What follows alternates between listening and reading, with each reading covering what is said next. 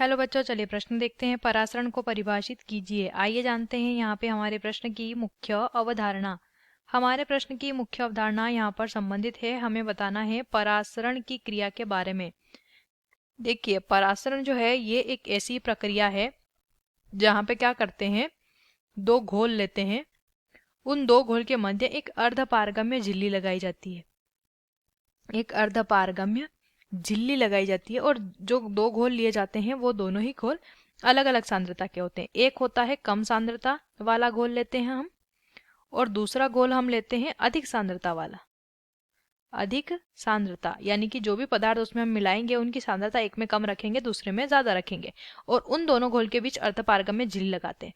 तो जब अर्धपारगम्य झिल्ली लगाई जाती है तो कुछ समय पश्चात हम देखते हैं कि जो विलायक के अणु होते हैं, जिसमें कि हमने घोल तैयार किया, तो जो विलायक के अणु होते हैं वो विलायक के अणु कहाँ से, जो कम सांद्रता वाला विलयन है हमारा या घोल है, वहां से विलायक के अणु गति करते हैं कहाँ पर, अधिक सांद्रता वाले घोल की तरफ या विलयन की तरफ। यहाँ पे हम विलयन लिख लेते हैं, विलयन, और यहाँ पर भी लिख लेते हैं विलयन।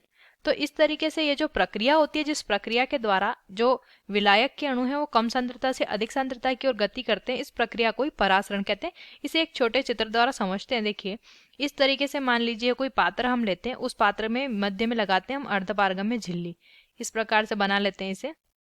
ये क्या है, ये है अर्धपारगम्य झिल्ली होती है। और हमने यहाँ पे ले लिया है एक वाला घोल कम सांद्रता वाला, दूसरे में हम लिख लेंगे, हमने जो नंबर यहाँ पर दिए हैं दूसरे में है अधिक सांद्रता वाला घोल। तो इस तरीके से घोल को भर देते हैं, और जब इनके मध्य परासरण की क्रिया होगी तो जो विलायक के अणु, मान लीजिए हरे रंग के विलायक के अणु इस तरफ यहाँ से एक नंबर के घोल से दूसरे नंबर के घोल में इस तरफ गति करना शुरू कर देंगे। इस तरफ ये हमने एरो लगाया है। इस प्रक्रिया को परासरण के नाम से जाना जाता है। तो अब यहाँ पे जो विलायक है वो 2 नंबर वाले घोल में यानी अधिक सांद्रता वाले विलयन में आ जाएगा 1 नंबर वाले विलयन से। तो आशा करते हैं आपको इस प्रश्न का उत्तर समझ आया होगा। धन्यवाद।